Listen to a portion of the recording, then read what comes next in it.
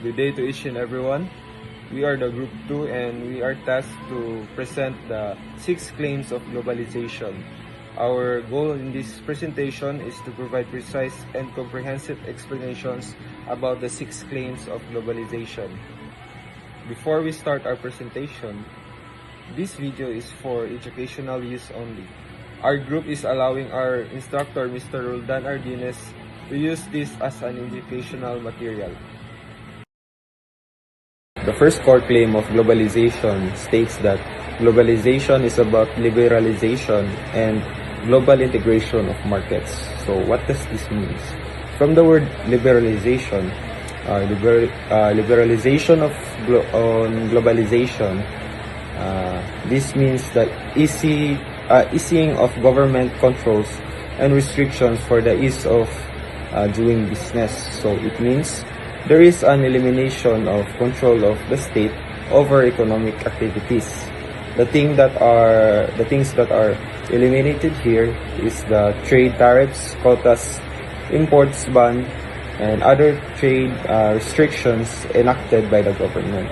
So because of trade liberalization, economic growth will increase because of the higher opportunity of trade. And when we say global market integration, this is like a technique of business owners or traders wherein they lower their price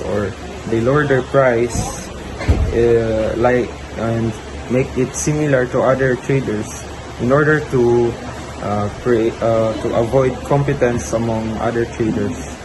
So this would increase their volume of trades. For example, suppose company produces goods and sells them for company A and company B. If the price of goods is constantly higher in the country B, this would represent a profit opportunity for others, and what will happen is that they can buy goods in country A and sell them for a profit in country B. Till the two prices of the country converge. So they made this action to lower their price or to make their price similar to others in order to avoid competence. Neoliberalism and neoconservatism share similarities, particularly in supporting free markets and free trade. However, neoconservatives differ by combining this with more government intervention in people's lives, especially to enforce public security and traditional values, whereas neoliberals typically prefer government involvement overall. Neoconservatives advocate for a stronger and more assertive use of both economic and military power, aiming to expand influence globally. While they often support the liberal ideals of promoting freedom and democracy, they believe in using forceful means to achieve these goals, distinguishing them from other political ideologies.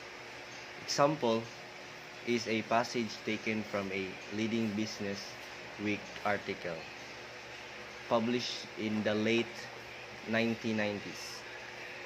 Globalization is about the triumph of market over governments.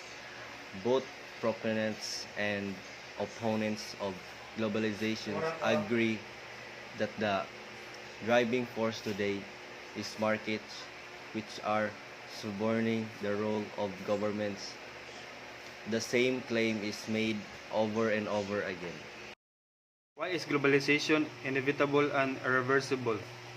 In existence in a globally integrated, fully interdependent system is inevitable and irreversible, as it is predetermined by nature's evolution that drives the whole system towards a final, most optimal integration. So humanity, being integral parts, one of the species in nature, is also obligated to adapt to this global integration. But there is a huge difference between humanity and the rest of the natural system. So, according to Manfred B. Steger, since the market values now dominate, resisting globalization is seen as unnatural and risky. After 9/11, however, critics argued that the attack revealed the flaws of globalization, suggesting that the world might shift towards cultural isolation and economic protectionism. Neoliberal economics like Robert J. Samuelson even drew parallels to past events that halted globalization, such as the assassinations of Archduke Franz Ferdinand. Despite this, the war on terror blended military and economic forces, with figures like Congressman Christopher Shays believing that the terrorist zeal would ultimately be overcome by the combined power of military and market forces. This adaptability of globalism demonstrates its relevance in addressing various political issues, meeting the criteria for ideological maturity. Thank you. Nobody is in charge globalization. The idea that nobody is in charge in globalization suggests that globalization is not directed by any specific group or political agenda, but is driven by the natural dynamics of self-regulating market, a concept rooted in classical liberal economics. This perspective argues that globalization is an inevitable process shaped by impersonal economic forces rather than deliberate action of globalists or any ruling class. In this view, those who promote or benefit from globalization are not imposing their will but are merely responding to the larger, incontrollable forces that global market. This portrayal of globalization as leaderless emphasizes its inevitability and downplays the influence of individual actors or groups in shaping its course. Robert Hormats and Thomas Friedman both emphasize that globalization operates without centralized control. Hormats praises the fact that no individual government or institution is in charge, seeing this as the beauty of globalization. Friedman adds that the global market is driven by an electronic herd of anonymous traders and investors, not by any coordinate leadership. While the US holds significant power, its influence does not translate into control over globalization, highlighting the decentralized and leaderless nature of the process. We are now tackling about Claim 4, which is globalization benefits everyone. In this claim, this decontestation chain lies at the heart of globalism because it provides an affirmative answer to the crucial normative question of whether globalization represents a good phenomenon. Globalism means to open borders freely, while globalization gives us benefits how trade and new technologies have made the world more connected. So with these two, we can say that globalization really gives us good benefits. The adjacent idea of benefits for everyone is usually unpacked in material terms such as economic growth and prosperity. Not only that, but also access to new markets and lower costs for products. However, when globalism's peripheral concepts, so with these two see some plus into the globalization. So in financial terms, economic growth and prosperity are associated. The idea of benefits for everyone taps not only into liberalism's progressive worldview, but also draws on the powerful socialist vision of establishing an economic paradise on earth, albeit in the capitalist form of a worldwide consumerist utopia. Liberalism is based on the rights of individual, while socialism is shared prosperity. With these two, all the prosperity and growth are accessible. Example of combining elements from seemingly incompatible ideologies under the master concept globalization at the 1996 G7 summit. First is economic growth and progress in today's interdependent world is bound with the process of globalization. Globalization provides great opportunities for the future, not only for our countries, but for all others too. Second, its many positive aspects include an unprecedented expansion of investment and trade. The opening up to the international trade of the world's most populous regions and opportunities for more developing countries to improve their standards of living, the increasingly rapid dissemination of information, technological innovation, and the proliferation of skilled jobs. Because of now, it is very rapid to disseminate the information because of our technologies like cell phones, laptops, and other gadgets. These characteristics of globalization have led to a considerable expansion of wealth and prosperity in the world. Hence, we are convinced that the process of globalization is a source of hope for the future. Globalization, rooted in the belief that greater interconnectedness and interdependence among nations can lead to shared prosperity, peace, and innovation, while globalization represents challenges, it's to drive positive change is significant. Globalization further spread of democracy in the world. Globalization is often linked to the spread of democracy by associating it with free markets and economic choices, a concept of notable development in the 1980s under the Thatcherism. In this view, globalists often equate democratic with freedom, free markets, and free trade, treating this as synonymous.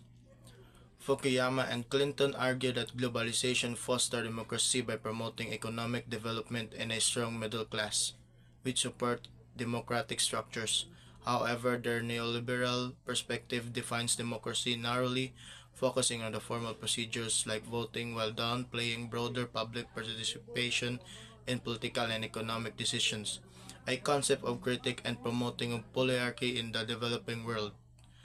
As Robinson's contrast, polarchy is a limited, elite-controlled form of democracy, focused on a form of voting with popular democracy which peaks distribute politic and economic power to the masses. The argument that globalization spreads democracy is criticized for relying on its narrow procedure concept of democracy, which emphasizes formal structures over genuine and popular participation. Number 6. Globalization requires global war on terror. So this last decontestation chain confirms the prior assertions about globalism's political agility as well as conceptual adaptability. It blends the notion of economic globalization linked to overtly nationalistic and military ideologies with the worldwide war on terror, which is headed by the United States. However, concurrently, Claim 6 has a nature that is a little contradictory. That said, should worldwide terror cease to be a significant problem, it would vanish without bringing down globalism. Then, Claim 6 appears to be contingent, making it less significant than the other. However, if the worldwide war on terror proves to be a protracted and intense involvement as the political establishment in America currently suggests, then, over time, it would genuinely become more significant. It is therefore understandable that some analysts who support the second option have asserted that they have observed a potentially dangerous shift in globalism toward fascism.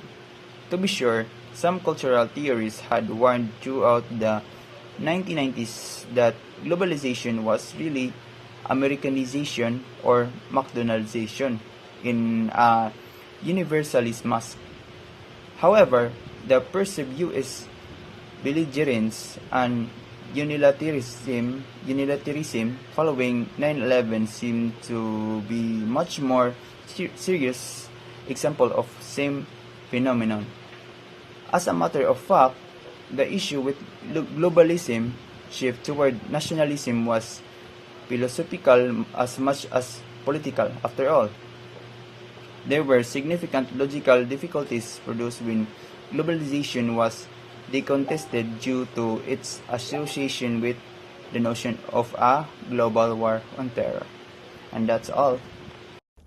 Decontesting globalization by highlighting its association with the nation of an essential international war on interior resulted in significant logical inconsistency. So firstly, the globalists and their reliance on state power. Globalists typically advocate for minimal barriers to trade and investment, promoting the idea of a self-regulating market where economic forces are naturally balance out. However, if a globalist rely heavily on coercive power of the state to enforce the global policies or manage economic processes, the suggests that the market ends as a self-regulating as the claim. Another thing is a globalist who advocate for economic globalization and integration depend on the state coercive power, such as regulation, enforcement action, or another forms of intervention to advance their goals. It challenges both the concept of self-regulating market and notion of historical inevitability. So secondly, the aggressive idea of imposing freedom and democracy at gunpoint disagree with the whispered notion of liberty as the absence of force. The statement of criticize the paradox of using coercive methods to promote and enforce value like freedom and democracy, which are ideally understood as the absence of coercion. The argument is that imposing this value by for dirty means the bare principle of liberty that these values are supposed to present. So lastly, it's the Anglo-American nationalist understands emanating from the war on interior same to contracted the cosmopolitan universal spirit associated with the concept globalization. The statement agrees that the war on exteriors impasses of nation security and interests with an Anglo-American focus. Afraid to contracted the border cooperative and the universal principle associated with globalization. The use of nationalism and the war on interior seem to undertaking to ideals of a global interconnected world where countries work together for mutual benefits and respect universal norms.